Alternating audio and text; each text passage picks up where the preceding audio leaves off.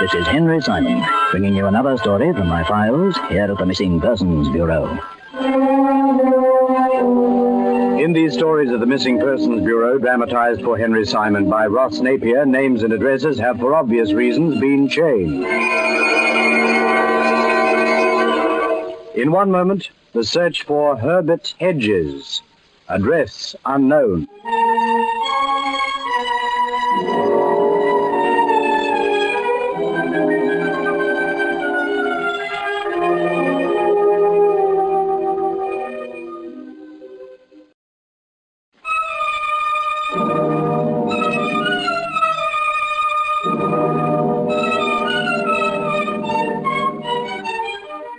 And here again is Henry Simon. Julius Badcock was a man to be feared, a man whose path one simply could not afford to cross. One of the very wealthiest financiers in England, he was noted mainly for three things: his shrewdness, his bad temper, and his collection of fine pieces. This latter consisted of anything and everything that could be termed an objet d'art, and included such priceless relics as the Empress Josephine's favourite teapot, a ruby ring that once adorned the right-hand index finger of Henry VIII, and a stout cane stick, which was said to have supported no less a personage than Socrates himself. But for all this, Badcock was far from satisfied.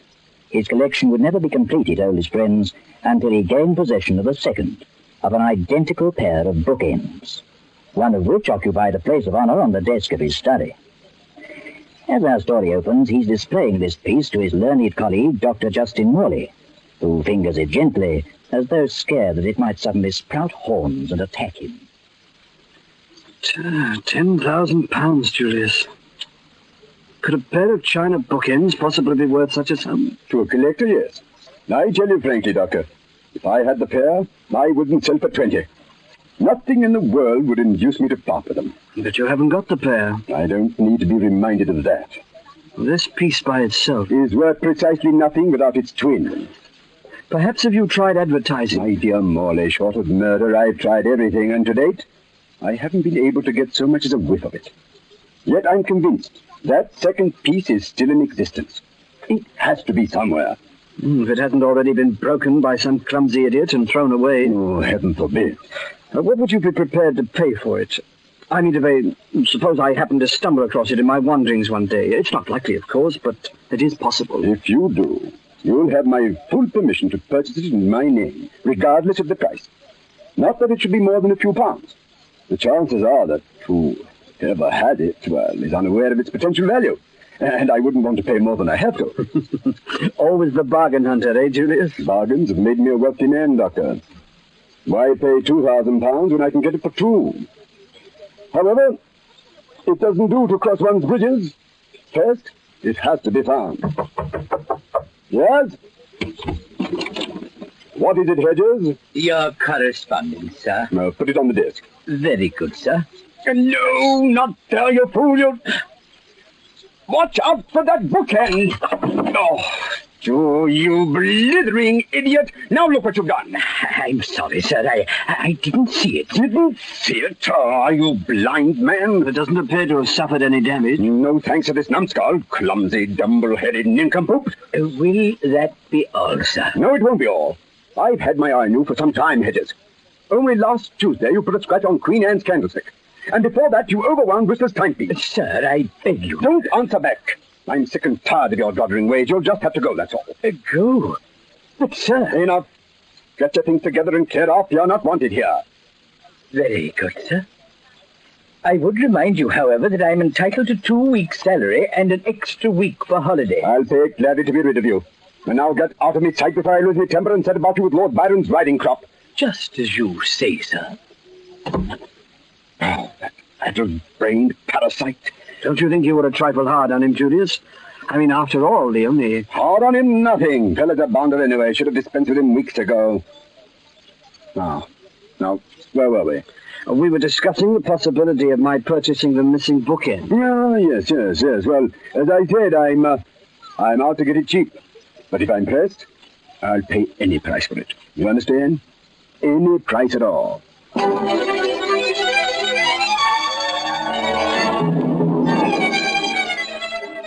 Over the next few weeks, Dr. Justin Morley gave a great deal of thought to the matter of the stray bookend.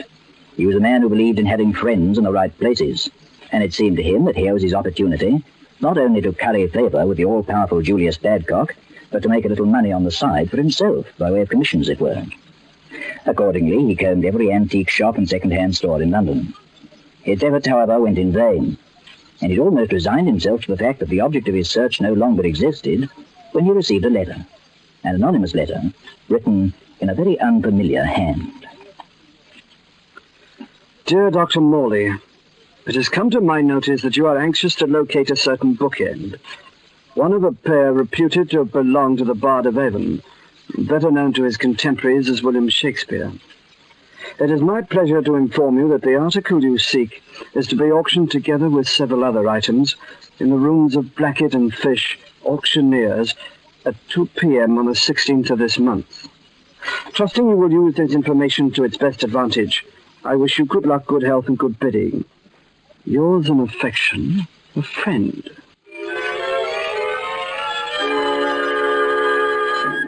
And so it was, at 2 p.m. on the afternoon of the 16th, a rather excited Dr. Morley took up a place in the crowd that filled the auctioneering chambers of Blackett and Fish in Oxford Street. For more than an hour he sat watching the proceedings, until finally, shortly before 3:15, his patience was rewarded.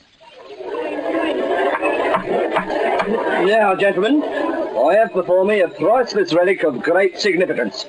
As you can no doubt see for yourselves, it's a bookend. But no ordinary bookend, let me hasten to assure you. This particular item dates back to the day... Dr. Morley was overjoyed to perceive that the auctioneer, a fat little man in horn-rimmed spectacles, was clearly uninformed as to the true origin of the bookend, and he chuckled to himself at the obvious lack of interest displayed by the onlooking company as the bidding commenced. Now, here's a real chance to show your breeding, gents. What am I offered for this little masterpiece? 10 shillings. The gentleman's joking, of course. Why, £10. £10 I'm offered. Now, I ask you, gents, do you want me to give it away? Startled, Morley turned to see who was bidding against him. It was quite impossible, however, for the voice had come from the back of the room, and his vision was restricted by the maze of heads which encircled him. With renewed determination, the doctor again fastened his eyes upon the china bookend, which stood on the auctioneer's table, an exact replica of the one which was owned by Julius Badcock. £20. £20. Any advance on £20? 100. I see there is one among you who has a deep appreciation for the finer things of life. £100. 200. 3.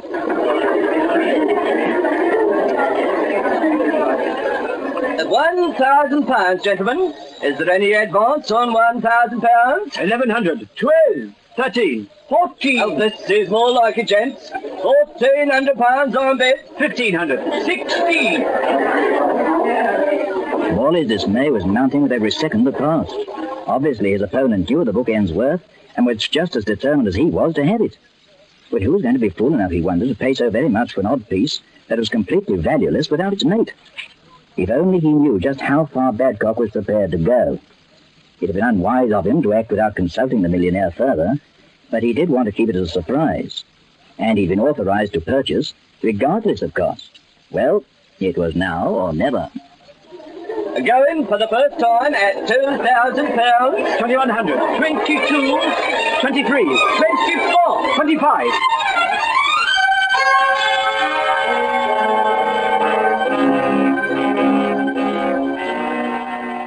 That same evening, Dr. Morley presented himself at the home of Julius Badcock, who had just come back from a business trip on the continent and was in excellent spirits.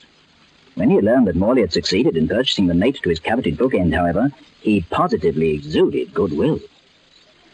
My dear fellow, I can't believe I've got it at last. However can I thank you? It was really nothing, Julius. I'm only sorry I had to pay so much. A perfect replica. Come, let's go into the study and have a look at the two of them together. Julius, by the way, how much did you pay for it? Well, I was just about to tell you. Well, £3, eh? If the seller had only known, he could have pushed me up to 3,000. Oh, dear, what fools some people are. Julius, he did push you up to 3,000. Of course he... What? I couldn't get it for any less. Do you mean to tell me that... Well, you told me to buy it regardless of the cost, sir. I simply followed your instructions. You see, there was another fellow at the auction who was every bit as determined to buy, and I had to keep on. Falteringly, Morley explained just how he had come to pay such a very exorbitant price for the bookend. And at last, after much spluttering and blowing, Badcock regained his composure. And so, with the fact he was now in possession of his most long-cherished item, he entered the study, accompanied by Morley, to examine the treasures side by side. But there an even greater shock was awaiting him. For the first bookend, the one which had stood so very patiently on his desk for 3 years, had disappeared.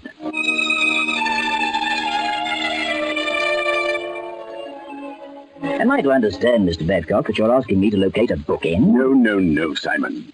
Let me finish the story. When I found it had gone, I questioned the servants. None of them, it transpired, had ventured into the study during my trip to the continent.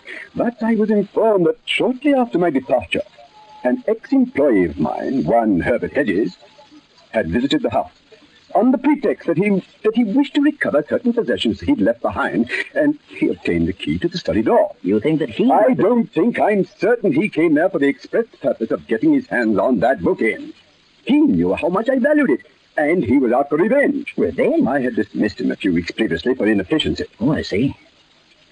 Well, it seems to me, Mr. Badcock, this is more a matter for the police than it is for the missing person. If I inform the police, there'll be publicity. Hedges will hear of it, and the chances are he'll destroy the evidence out of pure spite. That's why I've come to you. I want a private inquiry so he can be tracked down before he realizes I'm on his trail. And when you catch up with him? When I catch up with him, and when I've recovered that bookend, then I'll call in the police, Simon, but not before.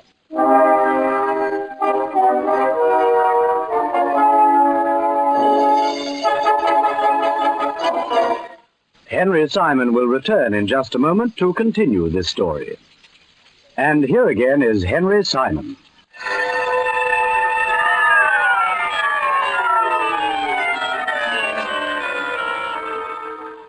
I always refer to this case as that of the missing bookend, although, of course, in reality, it was that of the missing Herbert Hedges. From what Badcock had told me, it appeared quite obvious that Hedges had taken the objects in question, and just as obvious that he'd done so purely out of spite for his late master. But where can one look for the sort of man who steals bookends out of pure spite? That was the problem which confronted me, and to help me in the solving of it, I selected Agent Paul Studdy, who, when he had heard all, executed what I believe his fellow countrymen described, quite aptly I might add, as a sort of double take. Oh, now I've heard everything, Chief. This Herbert Hedges guy must be quite a character.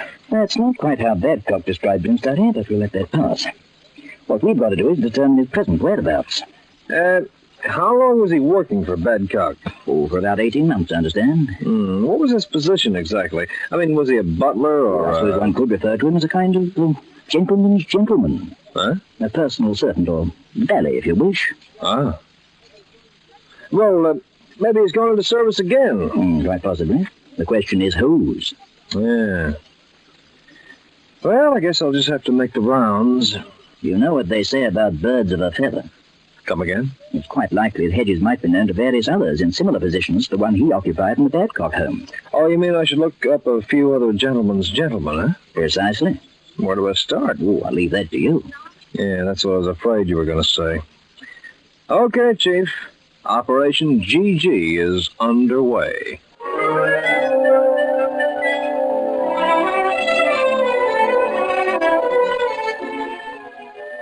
In his own way, Studdy is quite a genius.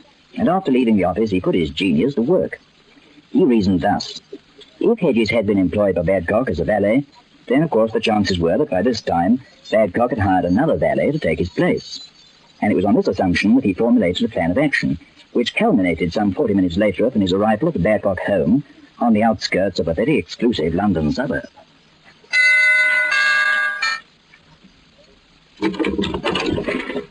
Good morning, sir.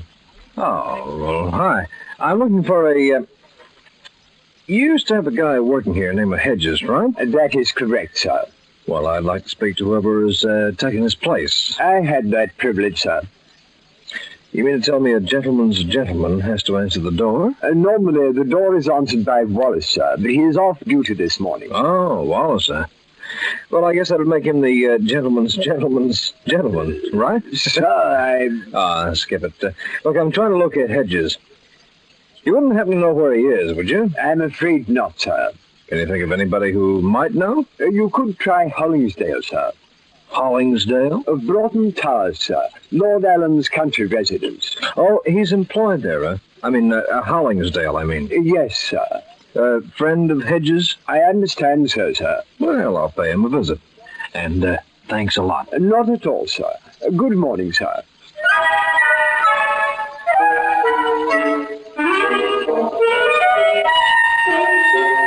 Yes, that's me, Albert Hollingsdale, at your service. Oh, fine. I'm making a few inquiries about a friend of yours, Albert. Or rather, I was told he was a friend of yours, Herbert Hedges. Herbert? Oh, bet your life, sir. Known each other since we was nippers. Ah. Well, he lost his job with Julius Badcock. I guess you heard about that. Ah, bad business. Real cut up he was. Yeah, so I believe. You don't know where he is now, by any chance, do you? Oh, last I heard, he was applying for a position with Sir Francis Sparrow of Epburn Hall. Epburn Hall? With a H, sir. I told him he was balmy. Ah. Sir Francis is the last of a very long and tired line of Sparrows. It's quite common knowledge he's on the rocks. Oh, Hepburn Hall. Well, where is it exactly? Arden, sir. Arden? Again, with a H. Oh, yes, sure, I know it. Well, much obliged, Albert. Do the same for you sometime.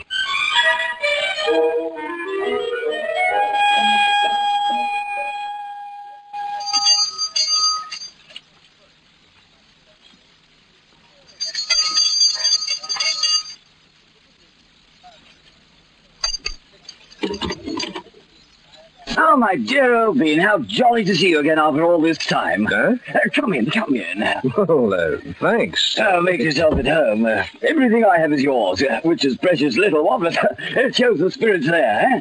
Yes, I guess it does, but what I wanted to see you about... Well, I think of it, you couldn't let me have 5 till the end of the week, could you? Well, I really couldn't... Splendid. Singles will do. Look, I'm afraid you've made some kind of mistake. My name is Steady. I'm from the missing... Study? Yes, that's what I said. No relation to the Duchess of Devonport? Sorry. The Marquis of Chichester, perhaps? No. No. Too bad. Well, what do you say we forget the family tree for a moment, huh? And I'm trying to locate a guy named Hedges. I understand he applied for a position here a few weeks back. Hedges. Yes, Hedges. Do you ever know if Sir Francis took him on or not? As a matter of fact, I did. Felt sorry for the fellow. Hey, wait a minute. You mean you're Sir Francis? Oh, but of course. Who did you think I was? The jolly old butler? I beg your pardon, sir. I mean, when you came to the door, I naturally figured that you were... Just at present, I'm a trifle hard-pressed for servants. The fact is, I'm living here alone. And, Hedges? He departed a little under a week ago. Pretty short stay, wasn't it? A sign of the times, old thing. You simply can't hang on to servants these days unless you're prepared to pay for them. Disgusting state of affairs, but what could one do? A little under a week ago he left, eh? Yes, that's right, a day after the auction. Auction? Yeah, a small function organised on my behalf in an endeavour to settle one or two of my outstanding debts. Took every stick of furniture in the place. Even my dear old four-poster went west. No regard for tradition. Oh, it's tough. Where was the auction held, do you know? Oh, I really couldn't say. I wasn't present myself. Hedges attended to the odious details, and the creditors took care of the rest. You don't happen to recall if the items sold included a certain odd bookend, I suppose? Bookend? Oh, my dear old sock, for all I know, they could have included 1 or 2 stagnant authors. I simply haven't the faintest idea. You'll have to ask Hedges. Yeah, well, first I've got to find him. So we might try Brandon Castle. Had a buzz just yesterday from the jolly old secretary. Said something about a fellow who claimed he'd worked for me applying for a job there. Wanted a reference or some such. Didn't quite catch the name, but he could have been Hedges. I said he was top-notch. Never did have much time for the Earl. Of course, cousin of mine, you know. What if it fits? Oh, somewhere in that vicinity. Yes, well, it's worth a try, I guess. How do I get there? Get where? To Brandon Castle. Well, why, you go to Brandon, of course, a few miles south of Sevenoaks, down in Kent.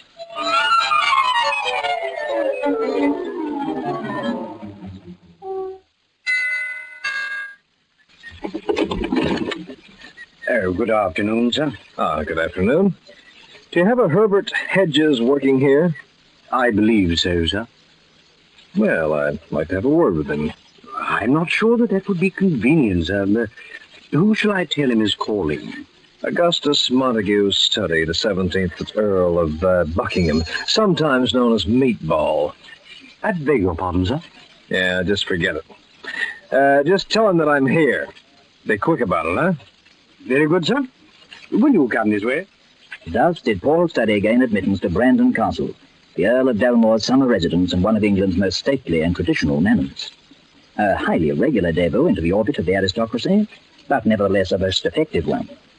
Led to a sort of drawing room at the rear of the castle, he was asked to wait, and a moment later he discovered himself in the presence of a tall, spindly man, immaculately dressed and of most distinguished appearance. You wish to speak with me, sir? If you're Herbert Hedges, yes. Of what service can I be to you, sir? Well, for a start, you can lay off that kind of gaff. I've had enough of it for one lifetime. The name is Study. I'm from the Missing Persons Bureau. Missing Persons Bureau? Yes. Julius Badcock sent me. He wants his bookend back. Oh, I rather imagined he might. Well? It is with regret that I must inform you, Mr. Study, that it is no longer in my possession. You've stole it? In a way, I suppose one could say that. I guess you realize you've laid yourself wide open to a charge of theft. I think not. Well, you took it from Badcock's study, didn't you? Borrowed would be a better word. Look, if you let me have it back without any fuss, I might be able to persuade him against going to the police. But, sir, how can I let you have it back when I haven't got it? Well, who has got it, then? I think perhaps I'd best explain. Yeah, I think perhaps you had. When Mr. Badcock dispensed with my services, I obtained a position in the household of Sir Francis Sparrow. That much I know. Well, as you may also know, I was extremely put out with Mr. Badcock. My dismissal was both unjustified and uncalled for. So I decided to teach him a lesson. Being aware of the fact that Sir Francis was close to bankruptcy, I suggested that an auction sale of his belongings might ease the situation to some extent. His creditors, of course, were all for the idea. Go on. Directly the date of the sale had been fixed, I paid a return visit to Mr. Badcock's home. And lifted the bookend. Borrowed, sir. Yeah. This done, I advised Dr. Morley, a close friend of Mr. Badcock's, by means of an anonymous letter to attend the sale. He did so, and succeeded in buying back for £3,000 the very same bookend that I had borrowed from Mr. Badcock's study. You mean... Yes, sir. There was only the one bookend, and it is now back in my former employer's possession. But how did you arrange it? It wasn't too difficult. I simply included it in the items being auctioned. Then, of course, I made a point of being present at the sale myself for the express purpose of bidding against Dr. Morley in order that the highest possible price might be obtained. Well, I'll be darned. And you call yourself a gentleman's gentleman? The gentleman himself must be a gentleman before his gentleman can be called a gentleman's gentleman, sir. Oh, well, that's a very profound statement, Hedges. But, you know what? Sir? I'm fast coming to the conclusion that the gentlemen of this world have had their day.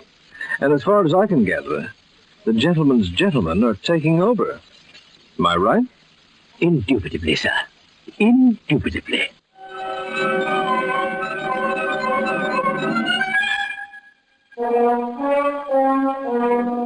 In just a moment, Henry Simon returns to conclude this story. And here again is Henry Simon. Needless to say, Julius Badcock did not go to the police to charge his former valet with theft. He didn't dare, for fear the ensuing publicity would make him the laughingstock of London. And somehow, you know, I'm inclined to think that his fears were justified. And now, this is Henry Simon inviting you to meet me here again, and for the present, bidding you au revoir.